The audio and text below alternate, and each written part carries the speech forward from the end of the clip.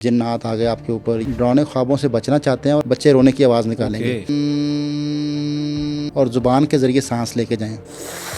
आपको सांप डस ले, आप शिताली प्राण करना शुरू कर दें तो आपके ऊपर सांप का जहर असर नहीं करता। जब आप नींद की गोलियों से बचना चाहते हैं, डीप स्लीप तक पहुंचना चाहते हैं, तो शाम के टाइम जहर खाने में हो उसका इलाज है, कान में जहर हो तो उसका इलाज नहीं है। हमें सिर्फ यही पता है कि पेट में गैस होती है, लेकिन योगा ये कहता है सिर्फ पेट में गैस नहीं होती। हाइलाइट्स आपने देखी। आज का podcast US certified yoga trainer Yogi Naeem के साथ है। ये पॉडकास्ट बहुत ही पॉजिटिव है। आज का पॉडकास्ट उन बिगनर्स के लिए है जो योगा सीखना चाहते हैं। Free of cost yoga class है आप लोगों के लिए। हमारे साथ हैं जी इस टाइम योगी नईम साहब। सर बहुत शुक्रिया आपके वक्त का। अस्सलाम वालेकुम। वालेकुम सलाम। थैंक यू भाई। सर माशाल्लाह बड़े रिलैक्स लग रहे हैं और फिट लग रहे हैं। क्या राज है? इसका राज है जी, हमेशा लम्हा मौजूद के साथ जुड़ के रहना। मैं आपके साथ बैठा हूँ तो मैं मेंटली भी आपके साथ हूँ। मैं पिछले कल को नहीं सोच रहा और आने वाले कल को नहीं सोच रहा। मैं पूरा आपके साथ मौजूद हूँ। आज इंसान जहाँ बैठा होता है वहाँ पूरा मौजूद नहीं होता। मेंटली कहीं और होता है। 100 काम दिमाग में चल रहे होते हैं। ये रिलैक्सेशन का राज है थॉटलेस पोजीशन। आप जिस इंसान के साथ बैठे हैं, जिस मोमेंट में बैठे हैं, जिस आप काम के अंदर मौजूद हैं, वहाँ मेंटली मौजूद होने से उसकी क्वालिटी बेहतर होती है। उस काम की जो है वो आपकी सलाहियत और बेहतर होना शुरू हो जाती है। तो मैं ये हमेशा कोशिश करता हूँ कि मैं जिसके पास बैठूँ उसके साथ बैठूँ और पूरा मौजूद रहूँ। जैसे ज़िंदगी गुजारना तो हर कोई गुजार लेता है, ज़िंदगी जीना काम है। वाह। तो हम ज़िंदगी जीने की तरफ आते हैं। हम योगी जो होते हैं ये ज़िंदगी जीते हैं, गुजारते नहीं हैं। क्या बात है। लम्हे को जीना, प्रेजेंट में रहना। अच्छा, अगर हम स्टार्ट से डिस्कशन करें, आगाज़ तो कर रहे हैं हम इस पॉडकास्ट का, तो ये बिगनर्स के लिए जो जर्नी स्टार्ट करना चाहते हैं योगा की और जो इसके अंदर आके अपनी लाइफ को बेटरमेंट की तरफ लेके जाना चाहते हैं, उनके लिए कुछ ज़रा स्टार्टअप किस तरह से स्टार्ट लें और इसकी डेफिनेशन क्या है असल में? योगा का लफ्ज़ी मतलब है जुड़ना। दो तरह की इसकी डेफिनेशन हो सकती है। एक तो है कि आपका जो है वो लम्हा मौजूद के साथ जुड़ना, ठीक है, ये इसकी एक डेफिनेशन है। दूसरी डेफिनेशन जो मेरी एक्सपीरियंस के बाद जो मुझे समझ में आई वो ये है कि आपका जो राइट ब्रेन है इसने लेफ़्ट साइड कंट्रोल की है और लेफ़्ट ने राइट कंट्रोल की है। जब हम राइट हैंड से ही काम करते रहते हैं तो हमारी एक साइड चलती है, लेफ़्ट हैंड से हम काम नहीं कर पाते हैं, या हम लेफ़्ट हैंड से जो काम करते हैं वो राइट हैंड से कर नहीं पाते। तो हर इंसान का एक ब्रेन चलता है, एक ब्रेन उतना नहीं चलता। तो योगा बेसिकली जो है ना, जुड़ना इस चीज़ का कि आपके दोनों ब्रेन काम करें, आपका राइट लेफ़्ट ख़त्म हो जाए। अच्छा, इंसान खुद जो टूटा हुआ है इसको जोड़ने का नाम योग है कि आपकी जो क्वालिटी दोनों तरफ है एक जैसी हो। आपकी किसी किस्म की ये ना हो इशू कि भी मैं लेफ़्ट से जो कर सकता हूँ वो राइट से नहीं कर सकता, जो राइट से कर सकता हूँ लेफ़्ट से नहीं कर सकता। और जब आप हैबिचुअल होकर काम करने के आदी हो जाते हैं तो आप खोए हुए होते हैं। अगर आप हाज़िर होना चाहते हैं तो आप अनकॉन्शियस मूवमेंट करें, जो अनकॉन्शियसली जो आपका जो काम आपको करना पड़ता है उसमें आप जाएं, जो आप को मेंटली इन्वॉल्व होना पड़े कॉन्शियस होके, जिसमें आप समझ लें जो काम आप नहीं कर पाते लेफ़्ट हैंड से, आप थोड़ा सा उसमें आप लेफ़्ट हैंड से काम करें। राइट हैंड से शुरू करने का हुक्म है कि राइट हैंड से हमेशा काम को शुरू करें। लेफ़्ट हैंड भी आप इस्तेमाल करें, लेकिन हमारे यहाँ पर लेफ़्ट हैंड को इस्तेमाल नहीं किया जाता। लेफ़्ट हैंड को इस्तेमाल करना चाहिए। मैं अक्सर ये कहता हूँ कि अगर लेफ़्ट हैंड को इस्तेमाल नहीं करना तो फिर उसको उतार देना चाहिए। इसकी ज़रूरत ही नहीं है। लेफ़्ट हैंड बेसिकली जब आप इन चीज़ों को यूज़ करते हैं, लेफ़्ट साइड को यूज़ करते हैं, तो आपका राइट ब्रेन एक्टिवेट होता है। ठीक है। राइट ब्रेन एक्टिवेट तभी होगा जब इन मसल्स को आप चलाएंगे। इसीलिए लोगों को अक्सर लेफ़्ट साइड का फॉलेज होता है। जिन लोगों को भी फॉलेज होता है, पैरालाइज होते हैं, नहीं करते वो लेफ़्ट साइड का। उसकी बड़ी रीज़न ये है कि वो इसको यूज़ नहीं करते। तो इसलिए इसको यूज़ करना है, अपने राइट लेफ़्ट को ख़त्म करना है। ये है योग। और इसकी तारीख़ की अगर बात करें, इसकी तारीख़ ये है कि जी इसकी तारीख़ इसको यूँ कह लें कि ये कदीम तरीक़ा इलाज है। जब से इंसान दुनिया में आया तब से ये तरीक़ा इलाज जो है वो राइज रहा है इसमें दुनिया में। जो इंसान है इससे आला मशीन कोई नहीं है। अल्लाह ताला ने कुरान में कहा लक़द ख़लक़नल इंसान फ़ी अहसनि तक़वीम, मैंने इंसान को सबसे उम्दा बनाया। ये कैसे पॉसिबल है कि इतनी आला मशीन दुनिया में आए और इसके साथ कोई मैकेनिक ना आए? ये कैसे पॉसिबल है? तो जब से दुनिया बनी है जो 1,24,000 अंबिया इकराम का ज़िक्र है वो सारे शरीयत वाले नहीं हैं। जो शरीयत वाले हैं वो 4 नबी हैं और बाकी जो अंबिया इकराम है वो इंसान को इल्म देने के लिए है कि दुनिया में रहना कैसे है, ज़िंदगी कैसे गुजारनी है। तो ये सेहत जो है ये हर मज़हब की ज़रूरत है। सेहत के लिए कोई मज़हब नहीं होता किसी मज़हब में भी सेहत के बगैर कोई ऐसे इबादत ही का है। जो है ना वो मज़ा नहीं है। ऐसे ही तो है। हमेशा मैं ये कहता हूँ कि जो योगा है ये एक कदीम तरीका इलाज है, ये इल्मुल जिस्म है, ये इल्मुल सेहत है। अगर आप अपनी सेहत को बेहतर रखना चाहते हैं तो आप योगा सीखें, योगा करना शुरू करें। आपके अंदर पहले हफ्ते से चेंजेस आना शुरू हो जाएंगी। अच्छा। आप मेंटली रिलैक्स होना शुरू हो जाएंगे, आपके अंदर कॉन्फिडेंस लेवल बढ़ेगा, आपके अंदर तवक्कल का एक लेवल बढ़ेगा, जो कि हर मज़हब ने कहा है कि आप तवक्कल की तरफ आएँ। सही कह रहे हैं। बेसिकली जो सेटिस्फेक्शन है ये हैप्पीनेस है। हैप्पीनेस का ताल्लुक और किसी चीज़ से नहीं है। आपके पास जो मौजूद है आप उस पर कितने सेटिस्फाई हैं, आप क्या उतने बात ही है। हैप्पी हैं। जो आजकल हमारा सबसे बड़ा माशरे का मसला है कि हमारे पास कुछ है नहीं है, इसी की दौड़ में लगे हुए हैं और उसी दौड़ में दौड़ते जा रहे हैं। तो इसको भी योगा ही आप कहते हैं कि हैंडल आउट करता है। बिल्कुल जी, बिल्कुल। योगा सही। आपको जो है ना वो मेंटली अलाइन करता है हम्म। चीज़ों के मामले में, आपकी रोज़मर्रा की ज़िंदगी, आपने रिश्तों को कैसे निभाना है, आपने चीज़ों को कैसे देखना है, आपने काम पे कैसे मिलना है, लोगों के साथ आपका बर्ताव क्या है, ये पूरा योगा का एक सब्जेक्ट है ठीक जो है। आपको सिखाता है, आपको मैनर्स सिखाता है कि आपने मिलना कैसे है, आपने बात कैसे करनी है, आपकी यहाँ तक योगा बताता है कि आपका जो रेजोनेटर है, जो आपका लहजा है, ये कितना असरअंदाज होता है। यहाँ तक बताता है कि जो आप खाते हैं उसमें आपको किस लेवल पे खाना है और किस तरह खाना है, उसका अच्छा। असरात आपके दिमाग पे आते हैं। यहाँ तक योगा बताता है कि आपने कौन सी चीज़ें सुननी है, कैसे सुननी है, जो कानों की तरफ से आपके दिमाग की तरफ जो आपकी आवाज़ें जा रही हैं उससे आपकी फ्रीक्वेंसी बढ़ सकती है, फ्रीक्वेंसी ओके। नीचे आ सकती है। आपके खाने से फ्रीक्वेंसी नीचे आ सकती है, आपके पहनने से फ्रीक्वेंसी आपके दिमाग की बढ़ सकती है, नीचे आ सकती है। तो ये सारी चीज़ें योग सिखाता है।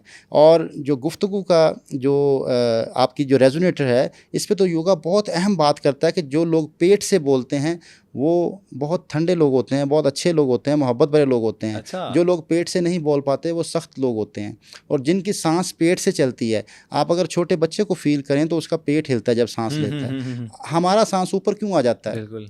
आम इंसान का सांस बिल्कुल यहाँ क्लेविक कॉलर पे आ जाता है, यस। थोरासिक पे भी नहीं आता, क्लेविक कॉलर पे आ जाता है। जी। उसकी बड़ी वजह यह है कि ये भरा हुआ है। और जो छोटा बच्चा होता है उसका सांस ओके, पेट पे उसको तो इसलिए होता टेंशन है, ही नहीं कोई ना कोई इसका। Deep breathing. हम्म। डीप ब्रीदिंग जो है वो पेट से है, नाभि प्राण जिसको योग ने कहा। और आज मेडिकल साइंस उसको कह रही है कि ये डायाफ्रामेटिक ब्रीदिंग करें।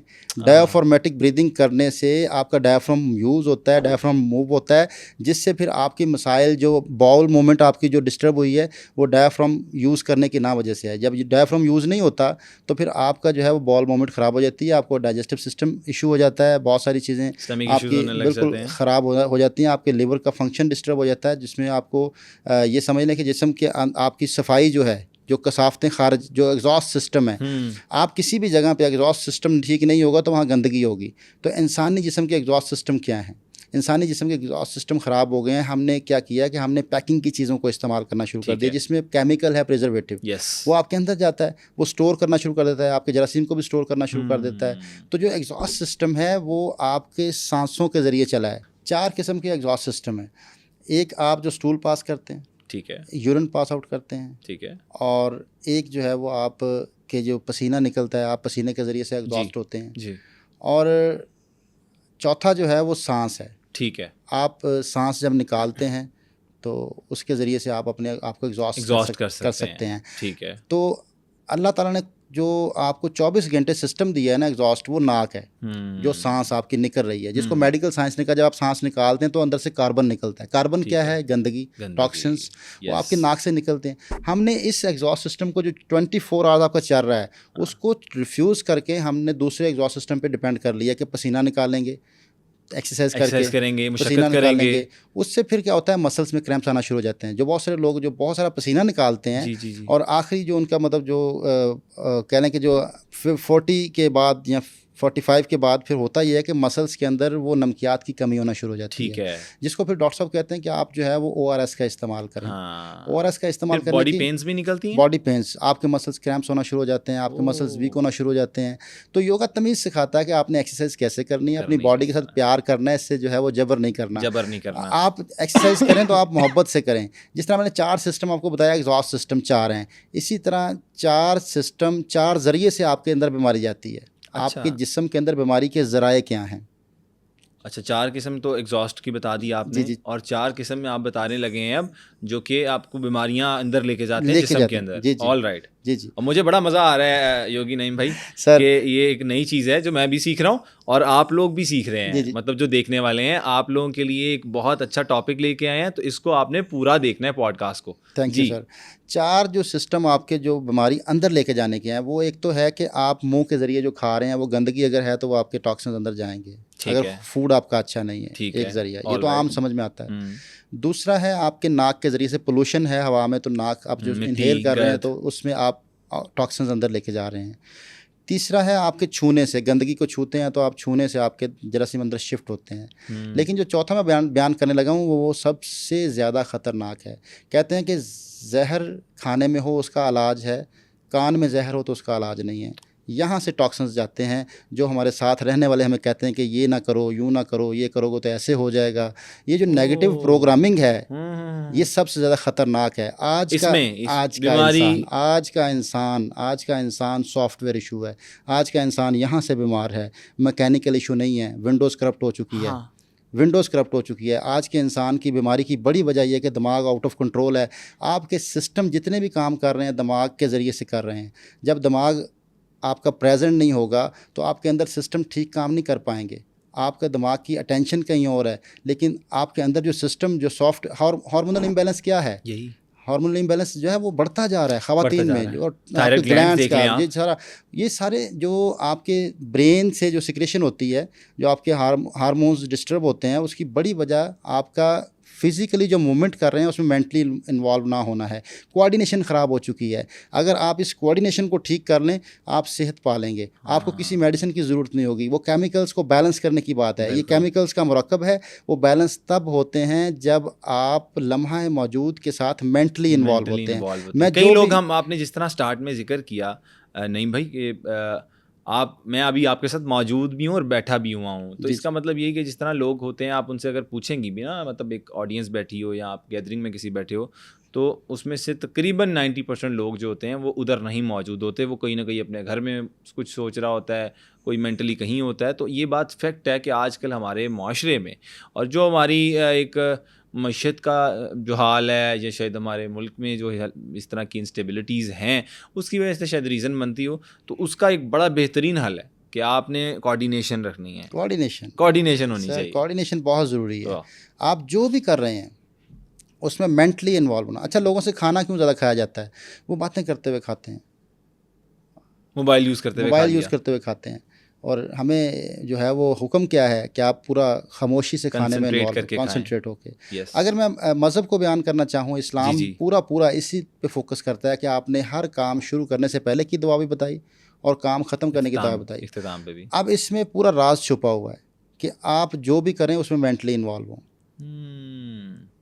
एक एक तरीका आपको, घर से बाहर निकलना, घर में दाखिल होना, दूध पीने की दुआ अलग से, हाँ, खाना की दुआ अलग से, सोने की दुआ अलग यहाँ से। तक कि खाना दूसरा खिलाए तो उसकी दुआ अलग है। हाँ, कोई दूसरा खाना खिला रहा है तो उसके इख्तिताम की दुआ अलग है। क्या तो इसका बात है। मतलब क्या है कि आपने मेंटली इन्वॉल्व अगर होना आप है, मेंटली इन्वॉल्व होना है। होंगे तो ही आपको दुआ याद आएगी और दुआ पढ़ेंगे, ये सबसे अहम काम है जिसको हमने छोड़ दिया। और जिसकी वजह से आज मसाइल जी हैं। आज का इंसान, मैं जो बार बार कह रहा हूँ कि आज का इंसान सॉफ्टवेयर प्रॉब्लम हो चुका है। सॉफ्टवेयर, आपके मोबाइल से सॉफ्टवेयर आपका ख़त्म हो जाए करप्ट हो जाए, तो हाँ, खत्म हो मोबाइल जाता है। किसी काम का किसी नहीं काम का है। नहीं रहता। इसीलिए जिस्म किसी काम का नहीं है कि हमने सॉफ्टवेयर डिस्टर्ब कर लिया है। विंडोज़ दोबारा कैसे हो सकती हैं, अब इसके लिए हम इसकी तरफ आते हैं कि हमने विंडोज़ को कैसे किस करना तरह है, करनी है। किस हाँ, तरह। ये ज़रा थोड़ा सा स्टार्ट करेंगे यहाँ से। जी अब हमारा पॉडकास्ट का आगाज़ होने लगा है कि इसको आपने कैटर किस तरह से करना है। बिल्कुल। अच्छा, इससे पहले एक चीज़ मैं ऐड करना चाहूँ योगी नईम भाई, कि जो लोगों का हम लोग देखते हैं, अक्सर हम लोग अपने ग्रुप्स में सुनते हैं कि इनके सारे टेस्ट करवा लिए हैं, वो बेशक मेल हो फीमेल हो, कोई भी रिपोर्ट गलत नहीं आई, नेगेटिव नहीं आई है, उस तरह से मसला नहीं पेश है, पता नहीं चला कि क्या हुआ क्या नहीं हुआ। तो लेकिन उसके अंदर हम देख रहे होते हैं, फिज़िकली हमें चीज़ें नज़र आ रही होती हैं, उसके बिहेवियर से, उसकी मेंटली कंडीशन से। वो सही बात नहीं कर रहा होता, वो सही बोल नहीं रहा होता। तो ये मेंटली डिसऑर्डर होता है ये भी। सर इसको मैं पूरा डिटेल से समझाने की जी। कोशिश करता हूँ। देखिएगा कि जो चीज़ टेस्ट में नहीं ना आ सकती उसको कहते हैं गैस, हवा। जब टेस्ट क्लियर हों तो उसके जिस्म में हवाएं बढ़ जाती हैं। योगा कहता है कि 84 टाइप की गैसेस बॉडी के अंदर मौजूद हैं।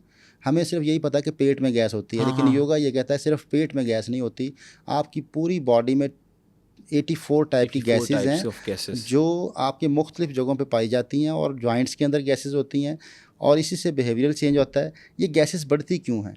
इसका ताल्लुक स्ट्रेस के साथ है, ओवर थिंकिंग के साथ है। आप So how to overcome overthinking? Over thinking उसी तरफ आ रहा था ना कि आप Yes. इसको हमें रिपेयर कैसे करना Yes. है। तो ओवर थिंकिंग जो है और परेशान होना, चीज़ों में उलझ जाना, इससे जिस्म में गैसेस बढ़ती हैं। दूसरी वजह ये होती है गैसेस बढ़ने की, खाना और पीना मिक्स करना। अच्छा, हाँ, ये इससे भी बिल्कुल। होता है मसला? खाना और पीना मिक्स करना, इससे आपके जिस्म में गैसेस बढ़ना शुरू होती हैं। अगर आप देखें, अगर गांव से ताल्लुक़ हो तो जब हम भैंसों को रोटी डालते हैं तो जब पानी डालते हैं तो फूल जाती है। तो ये भी बाउल है आपका, इसके अंदर जब खाना आप खा रहे हैं ऊपर पानी डालते हैं तो फूल जाती है। वो फूलना उसका गैसेस है, वो गैसेस बढ़ना शुरू हो जाती हैं। अगर आप गैसेस से बचना चाहते हैं जी, आप जॉइंट्स पेन से बचना चाहते हैं, आर्थराइटिस जो बहुत ज़्यादा प्रॉब्लम वो गैसेस से होता है, जॉइंट्स में पेन जो होता है जी, तो गैप जो आ जाता है। जी जी, एक काम कीजिए कि आप कभी भी जब आप नहा के फ्री हों तो पंखे की हवा के नीचे ना आएँ। आप ना जिस्म खुश्क करके फिर आप पंखे के नीचे आएँ। जब हम गीले जिस्म के साथ हवा लेते हैं तो उससे जो है वो जॉइंट्स में फिर ये प्रॉब्लम आता है, जॉइंट्स पेन इशू हो जाता है, फिर ये गैसेस भी उसी से बनना शुरू होती हैं। अच्छा, तो हमेशा अपने जिस्म को साफ़ करके बाहर निकलें, कोई ऊपर पानी ना हो। ठीक है। तो इससे गैसेस कंट्रोल हो सकती हैं। और जो स्ट्रेस की मैं बात कर रहा हूँ, दिमाग को रिपेयर करने की बात कर रहा हूँ, उसके लिए जो है वो हमें सबसे पहले आइज़ ब्लिंक करना सीखनी होगी, कॉन्शियस ब्लिंकिंग। अच्छा, कॉन्शियस ब्लिंकिंग। अच्छा, जो कॉन्शियस एक तो अभी हम कर रहे हैं तो ये तो अनकॉन्शियस होगी ना? जी, कॉन्शियस मूवमेंट जो है ना, बेसिकली ये आपके दिमाग को ठहराव में ला सकती है। तो उसमें आम जो चीज़ जो 24 घंटे आप कंट्रोल में कर सकते हैं वो आपकी आइज़ ब्लिंकिंग है। आपने देखा होगा बहुत सारे लोगों की आइज़ तेज़ ब्लिंक होती हैं। हाँ जी, और बहुत सारे लोगों की खुली होती हैं। ऐसे ही है। 2 मर्ज़ हैं, एंग्जाइटी एंड डिप्रेशन। एंग्जाइटी का जो बंदा होगा उसकी तेज़ ब्लिंकिंग होगी, जो फ्यूचर में रहता है उसकी मूवमेंट तेज़ होगी, उसके काम करने की मूवमेंट भी तेज़ होगी, वो एम अनकॉन्शियसली मूव करता रहेगा। और जो डिप्रेशन का आदमी है वो पास्ट का बंदा है, वो गुजरे हुए कल को सोच रहा है, ट्रॉमा है उसको कोई पीछे वो जो गुजरा है जिसकी वजह से उसको ये वो प्रॉब्लम फील कर रहा है ना, तो वो फिर उसके जिस्म की मूवमेंट, वो सेंसरी नर्व्स एक्टिव हो जाती हैं, मोटर नर्व्स एक्टिवेट नहीं होती। अच्छा, तो वो उसकी मूवमेंट स्लो हो जाती है, उसकी आंखें खुली रहती हैं। आपने देखा कोई गहरी सोच में होता है तो उसकी आंखें खुली होती हैं। हाँ बिल्कुल, और एकदम उसे आप कहते हो बात सुनना तो वो तेज़ ब्लिंक एकदम करता वो तेज़ ब्लिंक करता है, फिर वो प्रेजेंट हो पाता है। तो योगा ये कहता है कि जब आप ब्लिंक करते हैं तो आपका पेज चेंज होता है। जब आप ब्लिंक करते हैं आपका पेज चेंज होता है।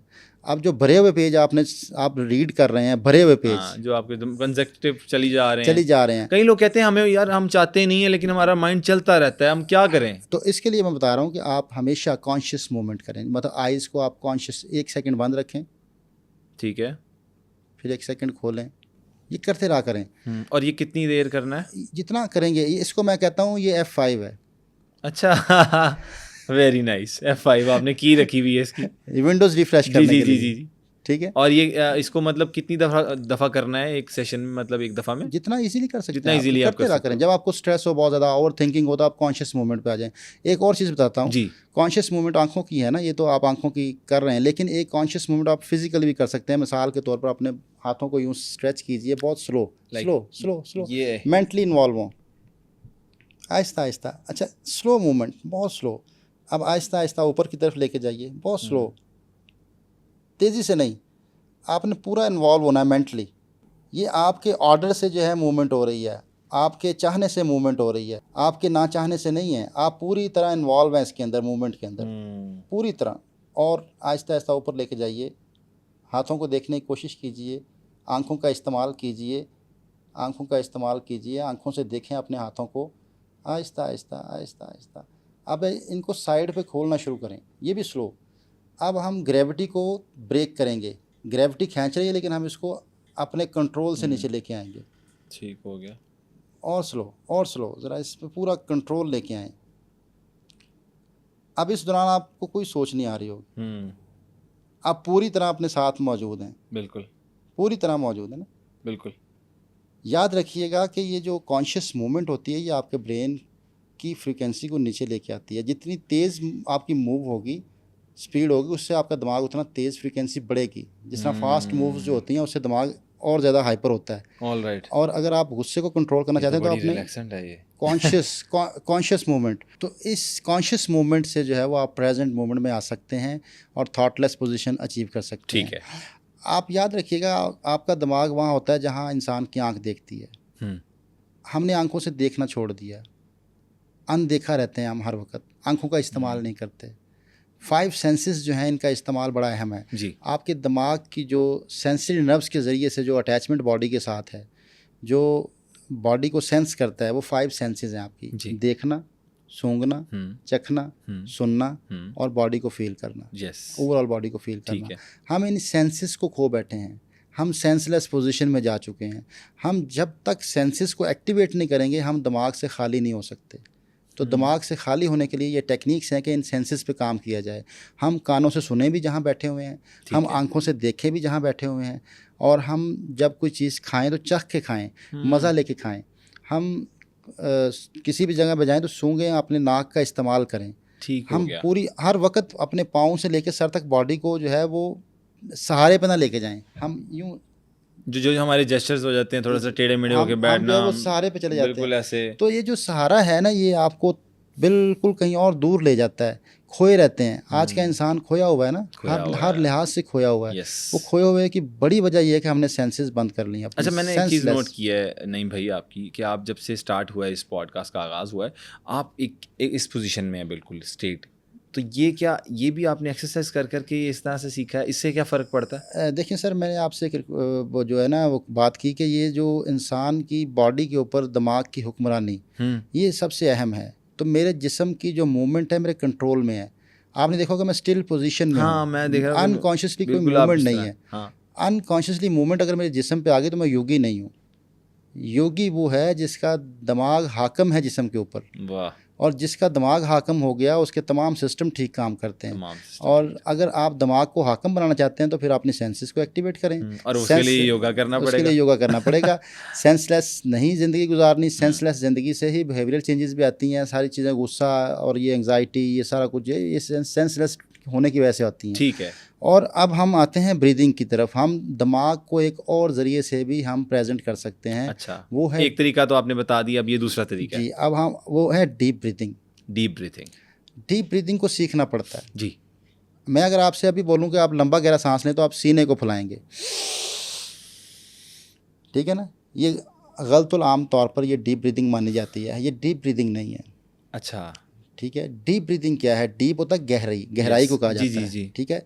ये लॉन्ग ब्रीदिंग तो हो सकती है, डीप नहीं हो सकती। ठीक है ना। अच्छा, वो डीप ब्रीदिंग किस तरह से करेंगे? डीप ब्रीदिंग जो है ना, वो ये क्या हुआ कि जब आपने सीना ऊपर उठाया तो लंग्स के आपकी जो नीचे वाली तय है वो प्रेस हो गई रिब्स के साथ। यस, ये वाली साइड। तो वहाँ तक ऑक्सीजन नहीं पहुँची। डीप ब्रीदिंग का मकसद है जो लंग्स की वो जगह जहाँ पे आम रूटीन में सांस नहीं पहुँच पाता, जो बारीक तय है, ठीक है, वहाँ तक ऑक्सीजन को लेके जाना। ओके। तो योगा ये सिखाता है कि जिस तरह छोटा बच्चा सांस पेट से लेता है, जब आप सांस लें तो पेट फूले आपका। हाँ जी। सीने पे हरकत ना आए। देखिए मेरे सीने पे हरकत नहीं आएगी, आपका सीना हिल रहा है। देखिए मेरे तवज्जो कीजिएगा।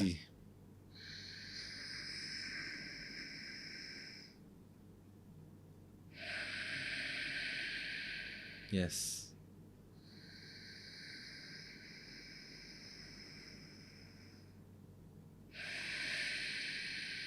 इसको डायफ्रामेटिक ब्रीदिंग कहते हैं मेडिकल। ये तो थोड़ा सा टफ लग रहा है मुझे। ये टफ इसलिए लग रहा है। देखिए सर, मैं बताता हूँ, टफ इसलिए लग रहा है कि दिमाग खाली नहीं है। ये खाली हो जाए तो खुद ब खुद ये हो जाता है नॉर्मल। आपने देखा होगा अक्सर जो गहरी नींद में सोया होता है उसकी सांस पेट से चल रही होती है जी, और पेट ऊपर नीचे हो रहा होता है। तो प्रैक्टिस तो नहीं कोई भी की उसने। यहाँ से खाली होना पड़ता है, ये हो जाता है। ये जो डीप ब्रीदिंग है ये खुद ब खुद एक्टिवेट हो जाती है। आपको दिमाग से खाली होना पड़ता है। जब आप गहरी नींद में होते हैं तब आपकी सांसें पेट से चलती हैं। ओके। अच्छा, जब आप सोना शुरू करते हैं तो नींद नहीं उसको कहते, वो आपकी नींद की तैयारी होती है। आपकी आंखें बंद हैं और आपकी जो फाइलें दिन भर खुली हैं वो क्लोज हो रही हैं। हाँ जी, हाँ जी, हाँ जी, हाँ जी। वो डीप स्लीप नहीं है। डीप स्लीप तब है जब वो फाइलें क्लोज होकर कंप्यूटर शट डाउन हो जाता है, तो फिर आपकी नींद शुरू होती है। सुकून से सोते हो, वो नींद होती है। तो उसमें फिर आपका पेट तेज ऊपर नीचे होता है। जी जी, बिल्कुल, जिसको डायफ्राम। yes. अच्छा, डायफ्राम की जो हरकत है जो आपकी डायफ्राम की ऊपर नीचे हरकत होना, ये पेट जब हिलता है तो उसी से होता है। तो डायफ्राम में क्या है, डायफ्राम लंग्स और पेट के दरमियान में एक, समझ लें कि वो एक टुकड़ा है, ठीक है, जो मुख्त एक ऑर्गन के तौर पे ही है। तो वो बेसिकली ये करता है कि वो आपके अंदर जो है वो तमाम जो सिस्टम है उनको रिफ़्रेश करता है, और आपकी जो दिमागी जो ताल्लुक़ है ये ऑर्गन्स के साथ, उसको एक्टिवेट करता है। तो ये जो मूवमेंट है आपके बाउल मूवमेंट, जो पेट की मूवमेंट है, आप इसको अगर चलाते हैं तो आपको कभी भी किसी किस्म के जो है वो पेट के अमराज नहीं होंगे। आपको किसी किस्म के जो है वो, जितना ये आपका सिस्टम अंदर काम कर रहा है, ये दिमाग के साथ इसकी कोऑर्डिनेशन बहुत अच्छी हो जाएगी, आप प्रेजेंट मोमेंट में आ जाएंगे। अच्छा, फिर दिमाग को प्रेजेंट करने के लिए इसमें हम और क्या कर सकते हैं? योगा ये कहता है कि जिस इंसान की सांसें कंट्रोल में है उसका दिमाग कंट्रोल में है, जिसकी सांसें कंट्रोल में नहीं उसका दिमाग कंट्रोल में नहीं है। आपने देखा होगा जब गुस्सा आता है तो सांसें फूल जाती हैं। हाँ जी। जब दिमाग आउट ऑफ कंट्रोल होता है तो सांसें भी आउट ऑफ कंट्रोल हो जाती हैं। बिल्कुल। ठीक है, तो अगर आप सांस को निकालते हुए स्लो निकालें, जितना स्लो निकाल सकते हैं, मैं अभी आपके सामने पेश करता हूँ, तो उससे आपको अंदाज़ा होगा कि सांस को कितना स्लो निकाला जा सकता है, लेकिन एक रिदम के साथ। ये नहीं रोकना नहीं है सांस को। अच्छा। मैं जब तक हाथ नीचे लेके जाऊंगा ना तो मेरा सांस निकल रहा है, ठीक है, ताकि आपको इस चीज़ का अंदाजा हो जाएगा। तो जब हाथ ऊपर लेके जाऊंगा सांस ले रहा हूँ।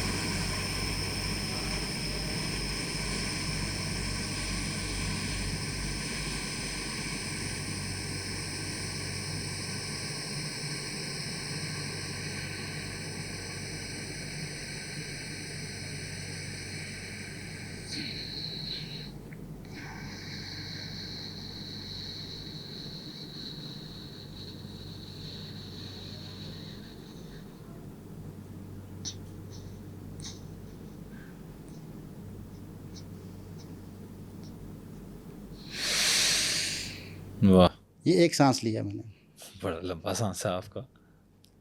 ये कंट्रोल जब होगा तो आप दिमाग को अपने कंट्रोल में ला सकते हैं। आपका दिमाग तब कंट्रोल में आता है जब आपकी सांस पे आपकी कंट्रोल आती है, क्योंकि दिमाग की खुराक क्या है, 80% ऑक्सीजन है और 20% ग्लूकोज है। और हमने क्या किया हुआ है कि दिमाग को हमने बिल्कुल ऑक्सीजन के बगैर रखा हुआ है, एक किस्म का हम सांस लेते ही नहीं हैं। हम इसकी डाइट नहीं पूरी कर रहे हैं। जब तक दिमाग की डाइट पूरी नहीं करेंगे, दिमाग स्ट्रॉन्ग नहीं हो सकता, नर्व स्ट्रॉन्ग नहीं हो सकते। आज हर किसी को देखें तो असाबी कमज़ोरी है, नर्व सिस्टम वीक है। फिर हम लोग कहते हैं बिलाएं आ गई। उसकी बड़ी वजह क्या है? ये भी एक है। जी जी जी जी जी जी मैं बताता हूँ, असरात हो गए हैं। जी बताता हूँ, उसकी तरफ भी आते हैं। ये बड़ा अच्छा आपने टॉपिक जो है ना वो छेड़ दी है कि योगा ये कहता है कि इंसानी जो जिस्म के अंदर नाभि, जिसको कहा नाफ, नाफ, ये तमाम नर्वस सिस्टम उसके साथ अटैच है। माँ के पेट में पेट के साथ भी उसी से खुराक मिलती है पूरे जिस्म को। ठीक है, योगा ये कहता है कि अगर वो नाफ ऊपर चले जाए तो आपको कब्ज़ हो जाती है, नीचे गिर जाए लूज मोशन लग जाते हैं, राइट लेफ्ट हो जाए तो जिस्म में दर्द शुरू हो जाती है, और अगर वो तिरछी हो जाए तो फिर ये साइकोसोमेटिक प्रॉब्लम्स होते हैं। ये जो जिन्नात आ गए आपके ऊपर, ये जो आपकी आवाज़ें चेंज हो जाती हैं, आवाज़ें चेंज होने लग जाते हो, ये जो आवाज़ें चेंज हो जाती हैं, आपको लगता है कि वाकई इसके अंदर कोई बोल रहा है, तो वो सारे जो है नाफ के तिरछे होने से होते हैं। अच्छा। और जिस इंसान की नाफ ठीक हो जाए ये सारे मसाइल ख़त्म हो जाते हैं, उसके ऊपर से कोई ऐसी चीज़ रह नहीं जाती।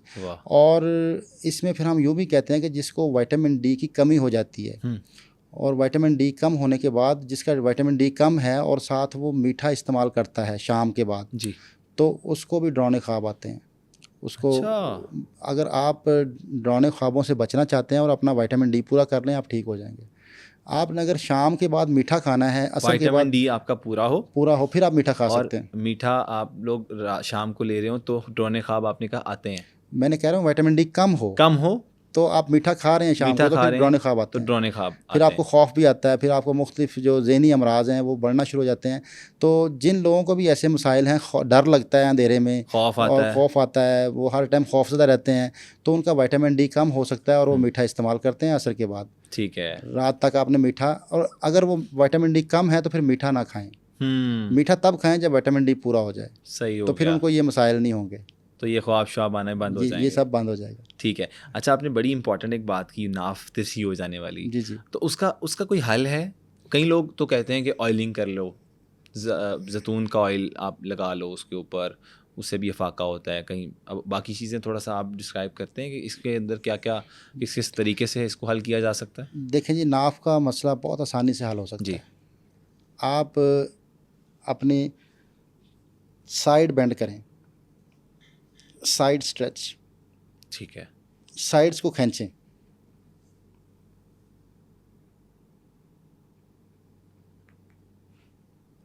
ये आप 5 टाइम ईच साइड ठीक ये है। स्ट्रेच करते हैं तो इससे आपकी नाफ बैलेंस हो जाती है। साइड बेंड, वाह। Side bend. और आपने ट्विस्ट नहीं करना। अक्सर लोग साइड बेंड करते ट्विस्ट कर जाते हैं। बॉडी ट्विस्ट नहीं करनी, मतलब आपने बॉडी की डायरेक्शन सीधी रखनी है, बिल्कुल बिल्कुल सीधी स्ट्रेट हो रखनी और है, साइड स्ट्रेच हो। और साइड स्ट्रेच हो। ये दूसरी साइड से पकड़ लेना चेयर को, ये यहाँ से, जी। और इसके करने से जो है वो आप वाह।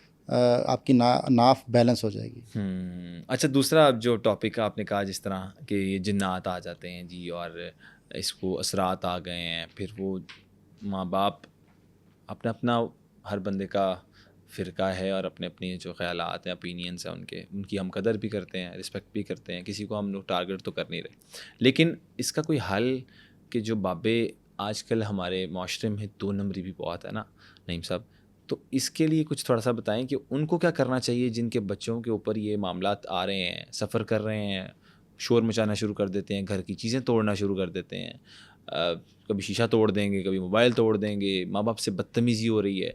तो उन लोगों के लिए कुछ थोड़ा सा बताएं कि योगा के अंदर ऐसी कौन सी चीज़ है जो वो करें, फॉलो करें और वो ठीक हो जाएं, अफाका हो। देखिए जी, सबसे पहले तो उनकी नाफ ठीक करवाएं। नाफ को ठीक करवाएं और साथ में उनके विटामिन्स पूरे करें, विटामिन्स, मिनरल्स, विटामिन्स जिस्म के अंदर। देखें जी, ये जो असाबी जो कमज़ोरी है या जितने भी मसाइल जो वीकनेस के जो इंसान के ऊपर जो चीज़ें तारी होती हैं, मुख्तलिफ दिमाग के ऊपर जो तारी होती हैं, उसकी बड़ी वजह ये होती है कि वो उसके अंदर खुराक की कमियाँ हैं। ठीक है। उस बच्चे के अंदर खुराक की कमियाँ उनको पूरा किया जाए तो उनके मिनरल्स, विटामिन्स, मल्टी विटामिन्स उनको दिए जाएं। और माँ बाप जो हैं वो उनकी सबसे पहले तो जो है वो डाइट पूरी करें, खुराक की जो कमियाँ उनको वो पूरी करें। सबसे बड़ी जो चीज़ें हैं ना, ये आजकल जो हम सॉफ्ट ड्रिंक्स पीते हैं जी, कोल्ड ड्रिंक्स जो है उसमें जो है वो विटामिन डी किलर है। जितने भी आप कोल्ड ड्रिंक्स ले लें, विटामिन डी किलर हैं। ये जिस्म से विटामिन डी किल कर देती हैं, ख़त्म कर देती हैं। ये इनका इस्तेमाल कम करके हमें जो है वो अपने कल्चर की तरफ आना होगा। हमें जो है वो लस्सी वाला कल्चर, हमें जो है वो दूध वाला कल्चर, और वो जो दूध सोडा और वो ये सारी चीज़ें जो हैं इनकी तरफ आना होगा, जूसेस की तरफ आना होगा। तो फिर हम जो है वो विटामिन डी पूरा रख पाएंगे। ठीक है। और जो विटामिन डी की कमी की दूसरी वजह ये है कि हमने सूरज से बायकॉट कर लिया, हमने अपने को बंद बिल्डिंग में कैद कर लिया। हाँ, हम पूरा दिन इंडोर रहते हैं, जिसकी वजह से फिर ये मसाइल होते हैं। अब इसको हम और जो है वो डेप्थ में जाते हैं तो मैं इसको यूँ कहूँगा, हम मम्मी डैडी हो गए ना। मैं बताता हूँ सर, मैं बताता हूँ कि 8 पहर हैं, पूरे दिन में 8 पहर हैं। हमने उन 8 पहर को 1 पहर में बंद कर लिया हुआ है। हम 1 पहर की ज़िंदगी गुजार रहे हैं। आप पूछेंगे कैसे? हाँ जी, हर वक्त लाइट की चेंज है। बाहर अगर आप नेचर के साथ जुड़ते हैं तो आपको सुबह का जो पहर है, दोपहर है, सुपहर है, शाम, ये रात, इसमें लाइट्स की चेंजेस आती हैं तो पता चलता है कि ये वक्त हो गया। सही कह रहे हैं। बॉडी के अंदर लगे हुए सेंसर। ये लोगों को जो नींद की गोली खानी पड़ी ना, नींद नहीं आती, उसकी बड़ी वजह यह है कि हम एक लाइट के अंदर ज़िंदगी गुजार रहे हैं कि सुबह से लेकर रात तक एक ही रोशनी में रहते हैं, रोशनी चेंज नहीं होती। अच्छा, पहर शिफ्ट नहीं हो रहा। बॉडी जो आपकी जो बायोलॉजिकल क्लॉक है आपका, वो पहर को शिफ्ट नहीं कर पा रहा। जब आप नींद की गोलियों से बचना चाहते हैं, डीप स्लीप तक पहुंचना चाहते हैं, तो शाम के टाइम लाइट्स को कम कर लें। आप शाम को एंजॉय करें, शाम को यहाँ बाहर बैठें। आप शाम को फील करेंगे तो रात अच्छी होगी। अगर आप शाम को फील नहीं करेंगे तो रात अच्छी नहीं हो सकती। तो रात को अच्छा करना है, नींद को अच्छा करना है, आप सुबह फ्रेश उठें तो शाम का पहर आप एंजॉय करना शुरू कर दें तो रात अच्छी गुजर जाएगी। क्या बात है। अच्छा, नहीं, मैं ये बताइएगा कि कितनी बीमारियों का इलाज योगा से हो सकता है? बॉडी की हर बीमारी का हो सकता है या स्पेसिफिक कुछ बीमारियां योगा से ठीक की जा सकती हैं? योगा से तमाम बीमारियों का इलाज मुमकिन है, चाहे वो दिमागी अमराज हैं, चाहे वो आपके फ़िज़िकल मसाइल हैं या रूहानी मसाइल हैं। ठीक है। योगा रूहानी मसाइल पे भी बात करता है। अच्छा, अगर आपको स्पिरिचुअली कोई इशू हैं तो उसका भी इलाज योगा कर देता है। वाह। योगा से करना बहुत आसान है कि आपके मेंटली डिसऑर्डर्स हैं या आपको स्पिरिचुअल डिसऑर्डर है या फिजिकली डिसऑर्डर है, तीनों में से कोई भी मसला है, वो योगा 3 हिस्सों में डिवाइड करता है अमराज को। ठीक है। वत रोग, पित्त रोग और कफ रोग। अच्छा। तो योगा के नज़दीक ये 3 अमराज हैं और कोई मर्ज़ नहीं है। कोई और मर्ज नहीं है। तो इसलिए ये तीनों अमराज को जो है वो ठीक करने के लिए योगा है। योगा करने से आपको किसी किस्म के मसाइल इसलिए रह नहीं जाते कि सबसे पहले तो वो आपको आपके साथ मिलाता है। जब सबसे आप पहले काम तो ये हो गया। जब आप अपने आप से मिलते हैं तो बहुत सारी जंक फाइलें जो दिमाग के अंदर खुली हुई थी, अमराज हमने जो है वो पालना सीख ली हैं। हम अमराज को उतारते नहीं हैं, हम कैरी कर लेते हैं। आपने ये अक्सर देखा होगा, लोग कहते हैं मुझे ये मसला है, ये मसला है, वो फिक्स कर लेते हैं अपने साथ फिक्स कर लेते हैं कि मुझे तो ये मसला है, मैं तो ये कर ही नहीं सकता। भाई क्यों नहीं कर सकते? वो मसला एक लम्हे के लिए होगा या एक वक्त के लिए होगा, उसके बाद तो वो ठीक होना चाहिए ना। आपने तो खुद ही फिक्स कर लिया कि मैं ये खाऊंगा तो मुझे ये हो जाएगा, मैं ये पीऊंगा तो मुझे ये हो जाएगा, मैं ऐसे करूंगा तो ऐसे हो जाएगा। अल्लाह ताला की नेमतें हैं, इनमें हम नुक्स क्यों निकालते हैं कि ये खाने से मुझे मसला हो जाता है? ऐसी बात नहीं है। मसला मेरे खाने पीने के स्टाइल में है कि मैं उसको चबा के नहीं खाता। दांतों का काम जब आंतों से लेंगे तो मसाइल तो होंगे। बिल्कुल बिल्कुल। दांतों का काम दांतों से लेंगे तो मसाइल नहीं होंगे। खाना हजम करने के लिए दांत अल्लाह ताला ने दिए हैं कि अगर आप खाने को चबाएंगे नहीं तो फिर आपके आंतों का तो प्रॉब्लम होगा, फिर आप डिस्टर्ब तो होंगे। बिल्कुल सही कह रहे हैं। आप पूरी तसल्ली से खाना चबा के खाएं। आप पानी पिएं तो बहुत आहिस्ता से पिएं, सिप लेके पिएं। तो चीज़ों में मसाइल नहीं है। मसाइल मेरे अपने हैं, मेरे उनको यूज़ करने में मसाइल हैं। ठीक है। तो याद रखिएगा कि आपके तमाम अमराज योगा से ठीक हो सकते हैं। योगा आपको हर चीज़ का तरीका सिखाता है। ठीक हो गया। अच्छा, इसमें बाइपोलर का भी इलाज आप लोगों ने कुछ ढूंढा हुआ है? योगा में है इस तरह का कुछ? बिल्कुल जी, बिल्कुल। वो क्या है? उसमें एक तो हम सबसे पहले ब्रीदिंग कराते हैं। ठीक है। जो डीप ब्रीदिंग हमने डिस्कस की कि अपने पेट को जो है वो बनाएं। अच्छा, ये बहुत आसान है। मैं ये बता दूं आपको कि अगर आप करना चाहें ना तो ये बड़ी आसानी से शिफ्ट हो सकती है पेट में आपकी ब्रीदिंग। ठीक है। आप सीधा लेट जाएं बेड के ऊपर और लेग्स को फोल्ड कर लें। ठीक। घुटने सीधे खड़े हो जाएंगे, पाँव आपके हिप्स के पास आ जाएंगे। आप इस पोजीशन में जब लेट के लंबे सांस लेंगे तो खुद ब खुद पेट हिलेगा, सीना नहीं हिलेगा। ये इसकी टेक्निक है। ठीक हो गया। फिर आपका पेट हिलेगा। एक तो ये ब्रीदिंग कराएं उनको, बाइपोलर के जो पेशेंट हैं। दूसरी इसके लिए जो है ना वो एक टेक्निक है जिसको हम कहते हैं अनुलोम विलोम। वो एक ब्रीदिंग की टेक्निक है, अल्टरनेटिव ब्रीदिंग एक्सरसाइज। अल्टरनेटिव ये है कि आपने राइट साइड से क्लोज करना है अपने थंब के साथ और लेफ्ट साइड से इनहेल करना है। ये इस साइड से राइट साइड बंद कर लें, राइट हैंड से राइट साइड बंद कर ली। लेफ्ट साइड से इनहेल करें और राइट साइड से एक्सहेल करें। अब राइट साइड से इनहेल करें, लेफ्ट साइड एक्सहेल। ये एक साइकिल हुआ इसका। लेफ्ट से inhale, right side exhale, right side inhale, left side exhale. तो इस तरह ब्रीदिंग करते रहें। ये जी आप लोगों के लिए फ्री योगा पॉडकास्ट है, तो इसको देखना मत भूलिएगा और पूरा देखिए। ये जो इंसान के जो तमाम ज़हनी अमराज हैं, ये उसके लिए बड़ी बेहतरीन ब्रीदिंग है। ये अगर आपको नींद नहीं आती, हाँ जी, ये आप करना शुरू कर दें, नींद आ जाएगी आपको। ये बेड पे लेटे हुए करना शुरू कर दें। आपने लेफ्ट से सांस लिया, राइट से निकाला, राइट से लिया, लेफ्ट से निकाल दिया, ये करते रहें। सही। और इसके लिए जो बाइपोलर जो डिसऑर्डर है, इसमें आप जो है वो एक और ब्रीदिंग कर सकते हैं जिसको भरामरी प्राण कहते हैं। जिसको हम गुनगुनाना, काली मक्खी का गुनगुनाना, आपके कानों के अंदर जैसे मक्खी गुनगुनाती है। हम इसको डिटेल में जाएं तो ये है कि अगर इसको आप यूं कर लें कि जो चीज़ भी आपको पसंद है, गाना है, कव्वाली है, नात है, तलावत है, जो भी आपको पसंद है, उसको आप आवाज़ ऊंची में लगाएं और उसके साथ वो परफॉर्म करें। अच्छा। गाना सुन रहे हैं, साथ गा भी रहे हैं। कव्वाली सुन रहे हैं, साथ गा भी रहे हैं। नात सुन रहे हैं, साथ पढ़ भी रहे हैं। तलावत सुन रहे हैं, साथ आप साथ उसको तलावत कर भी रहे हैं। ये इसका मतलब है कि अगर इसको डिटेल में समझना चाहें। लेकिन एक तरीका और भी है जो आप कर सकते हैं कि गुनगुनाना है गले से। कान बंद कर लेना है। अच्छा। आंखें बंद कर लेनी, पहले मुझे देखें। कान उंगलियों से बंद कर लेने हैं। आंखें बंद करके नाक से सांस लेके नाक से खारिज करेंगे। लेकिन जब सांस खारिज करेंगे तो इस तरह की आवाज़ निकालेंगे जिस तरह बच्चा रोता है, बच्चे रोने की आवाज़ निकालेंगे। शोर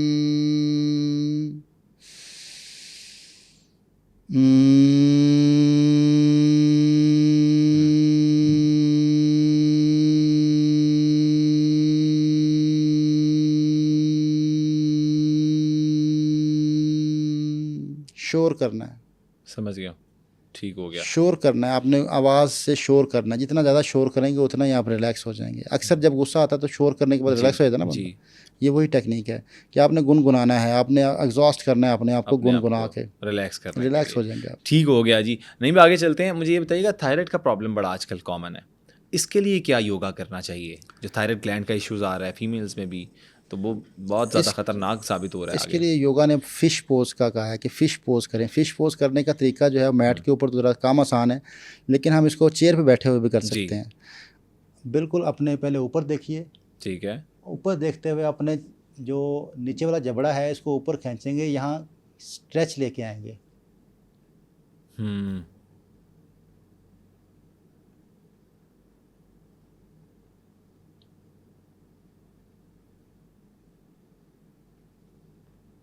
सही हो गया जी। आप देख रहे हैं, साथ साथ हम आपको दिखा भी रहे हैं कि किस तरह से आपने ये योगा को प्रैक्टिस करनी है। ये थोड़ी देर रुकना है ऊपर स्ट्रेच ओके, करके। ये ऑल राइट। जितना इसको आप स्ट्रेच करेंगे उतना ही आपके थायराइड ग्लैंड्स बैलेंस होंगे। और इसके लिए एक प्रेशर पॉइंट भी है। आप लेफ़्ट हैंड पे ये जो अंगूठे की हड्डी आपके हाथ के अंदर है, जी, इसके ऊपर दबाइए। ये जी जी इस तरह। जी जी, इसके ऊपर दबाइए, ऐसे बार बार दबाइए, यहाँ पेन भी होगी। जी, हो रही है पेन थोड़ी थोड़ी। तो ये आप इसको दबाते रहें, ठीक है। इससे आपके ग्लैंड्स बैलेंस होंगे, थायराइड ग्लैंड्स। थायराइड का इससे लिंक्ड है। जी जी बिल्कुल। वाह, क्या बात है, बेहतरीन। अच्छा, आपके कोई सवालात भी हों तो हमें कमेंट सेक्शन में ज़रूर बताइएगा, हम फिर भी इनसे दोबारा भी एक एपिसोड कर सकते हैं। जो आपके सवालात होंगे हम इनसे ज़रूर पूछेंगे।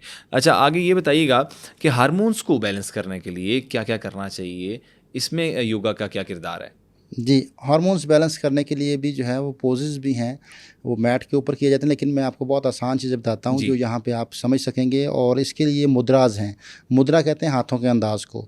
एक मुद्रा है जिसका नाम है शंख मुद्रा। ठीक है। शंख मुद्रा जो है ये हार्मोन्स को बैलेंस करता है, और बल्कि जिन ख़वातीन के बाल निकल आते हैं चेहरे जी, पे, चेहरे पे। बालों को कंट्रोल करता है ये, उनको हार्मोन्स बैलेंस हो जाएंगे, उनके जो चेहरे पे बाल गैर ज़रूरी हैं वो ख़त्म हो जाएंगे।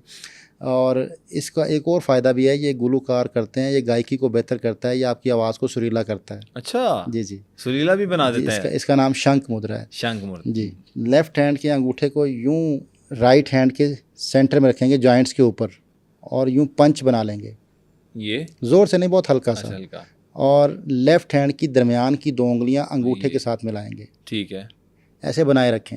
ठीक है। 15 मिनट्स, दिन में 4 दफ़ा, ओके। 4 टाइम। आपने 15 मिनट्स आपने इसको बनाए रखना है। बातें कर सकते हैं, टीवी देख सकते हैं आप, वॉक करते हुए नहीं करेंगे, लेट के या बैठ के। फिर मैं दिखा देता हूँ आपको कि लेफ़्ट अंगूठे को अंदर रखना है जॉइंट्स के ऊपर, और पंच हल्का सा बनाना है। राइट हैंड के अंगूठे को लेफ़्ट हैंड की दरमियान की 2 उंगलियों के साथ यूं मिला सही। लेंगे।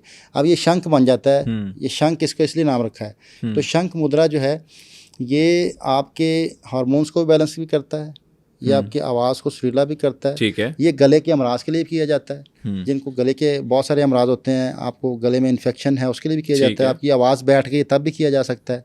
ये गले की पिच को बेहतर करता है। क्या बात है। अच्छा, 2 किस्म के योगा होते हैं, बहुत से। अब लेटेस्ट हमारी जो नई जनरेशन आ रही है वो तो लेके आ रही है, लेकिन मेन 2 हैं, एक हाथ योगा, हाथा योग हाथा और योग राजयोग। और ये राजयोग। अच्छा, इसके अलावा अगर हम देखें तो नींद बेहतर करने के लिए भी आपने थोड़ी चीज़ें बता दी, और भी बहुत से मसाइल का आपने हल बता दिया।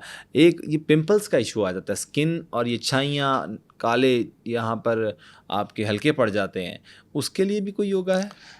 देखें जी, वो जो पिंपल्स वगैरह की जो आप बात कर रहे हैं, इसमें मुख्तलिफ वजूहात हो सकती हैं। अगर तो आपको कॉन्स्टिपेशन है तो फिर आपको कुछ और करना होगा। अगर आपको ब्लड में कोई प्रॉब्लम है तो उसके लिए फिर हम दोनों चीज़ों को डिस्कस कर लेते हैं। ठीक है। अगर आपको कॉन्स्टिपेशन है और आप कॉन्स्टिपेशन से छुटकारा चाहते हैं तो फिर योगा ने एक क्रिया बताया जिसका नाम है कपालभाति। ठीक है अच्छा, इसका नाम कपालभाति क्यों रखा गया? इसके नाम के पीछे बहुत बड़ा राज है। जी। कपाल कहते हैं माथे को और भाति कहते हैं रौनक को, चेहरे की अच्छा, रौनक। इसका नाम है कपालभाति। चेहरे की रौनक। इंग्लिश में इसको मैंने देखा था तो वो स्कल पॉलिश आ रहा जी था। जी। तो वो आपने करना ये है कि अपने पेट को झटके से अंदर लेके जाना है और सांस को झटके से बाहर निकालना, जिस तरह नाक साफ करते हैं। अच्छा,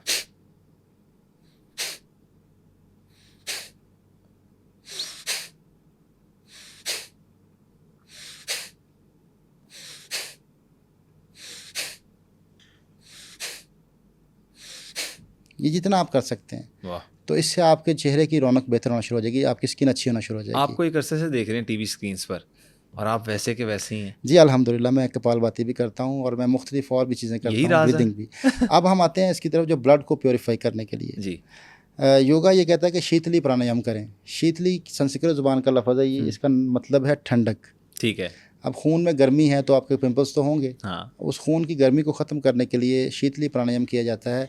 ज़ुबान को गोल करके बाहर निकाल लें और ज़ुबान के ज़रिए सांस लेके जाएं, नाक से खारिज। हर किसी की ज़ुबान गोल नहीं होती, जो बातूनी लोग होते हैं उनकी ज़ुबान गोल होती है। अच्छा। टॉकेटिव लोग जो होते हैं ना, उनकी ज़ुबान गोल होती है। जो खामोश रहना पसंद करते हैं उनकी ज़ुबान गोल नहीं होती। तो उनके लिए क्या है कि वो ज़ुबान को थोड़ा सा बाहर निकालें। चिपटी ज़ुबान होती है ना उनकी, जी। तो होंठ ऊपर वाला ऐसे सुराख बना के मुंह के ज़रिए सांस लेके जाएं, नाक से खारिज कर दें। ये ठंडक पैदा करती है, खून को साफ़ करती है। योगा ये कहता है कि इसकी कदीम जो बुक्स हैं उसमें लिखा हुआ है कि अगर आपको सांप डस ले, आप शिताली प्राण करना शुरू कर दें तो आपके ऊपर सांप का जहर असर नहीं करता। ये जिस्म से जहर खारिज करती है। ये जहर का अखराज है इससे।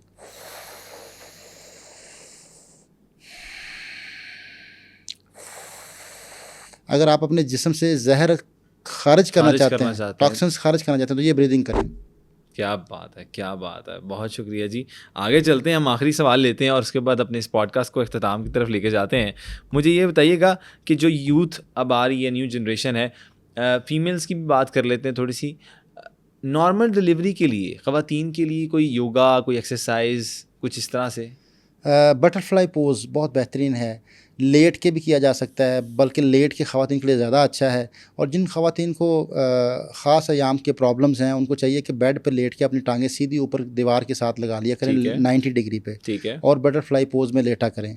और नॉर्मल डिलीवरी के लिए भी यही पोज जो हैं वो आप लेट के अपनी बटरफ्लाई पोजीशन, दोनों तलवे जोड़ के पाँव के घुटने खोल लें ताकि इनर थाई के मसल स्ट्रेच हों। उनके स्ट्रेच होने से जो है ये नॉर्मल डिलीवरी होने के चांसेस बढ़ जाते हैं। सही हो गया। बहुत शुक्रिया, आपसे बात करने का बहुत मज़ा आया और आपने जिस तरह से सारा एक्सप्लेन किया, जो जो डिजीज़ का आपने बताया कि जिस तरह से हल कर सकते हैं, ये बहुत ही मुफीद पॉडकास्ट होगा। तो उम्मीद करते हैं कि आपको ये पॉडकास्ट बहुत पसंद आया होगा। इसी तरह के मज़ीद पॉडकास्ट देखने के लिए सुनो पॉडकास्ट को, चैनल को फॉलो भी कर लीजिए, सब्सक्राइब भी कर लीजिए और इसी के साथ अपने होस्ट को दीजिए इजाज़त। अपना ख्याल रखिए। अल्लाह हाफ़िज़ नासिर।